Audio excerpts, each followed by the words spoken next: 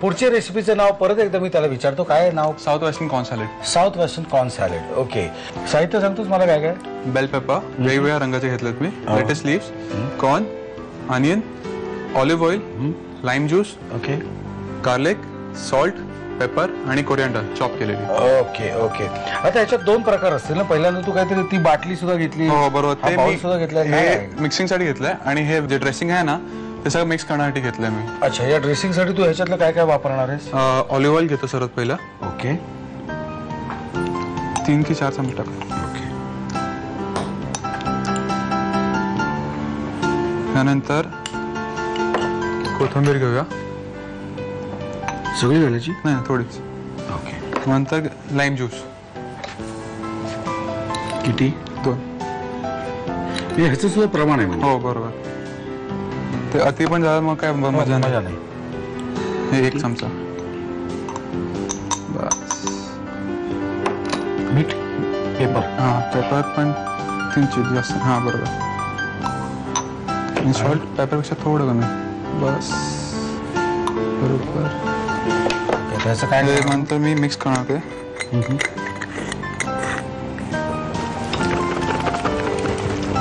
Actually तुम्ही मिक्सरला लावला ना तर अजून त्याचा जो फ्लेवर वगैरे असतो ना, अरोमा अजून एनहान्स होतो आणि अजून बरं वाटतं. डिपेंड. हां, कारण काय मिक्सरला मिक्सरचं नंतर भांड धुणं हा एक वेगळा प्रकार आहे नाही का? बरोबर. हे आता आपण ह्याच्यात ऍड करायचं. ओके, त्यानंतर कांदा तो डाईस केलेला आहे तो, आणि ते कॉर्न. बरोबर, स्वीट कॉर्न. ओके,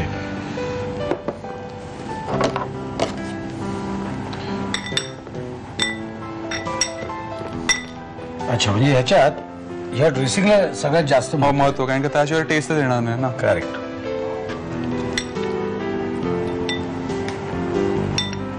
ओके, नंतर मिक्स करायचं.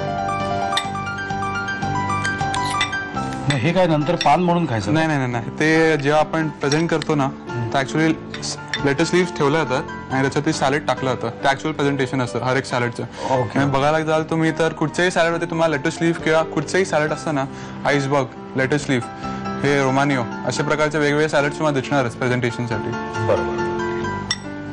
नाही, आता हे खायला सुरू करायचं. हो झालं, ऑलमोस्ट मिक्स झालं, इट्स डन. अरे संपलं. तुमचं काम नाही संपलं, तुम्हाला लिहून घ्यायचंय साहित्य आणि कृती.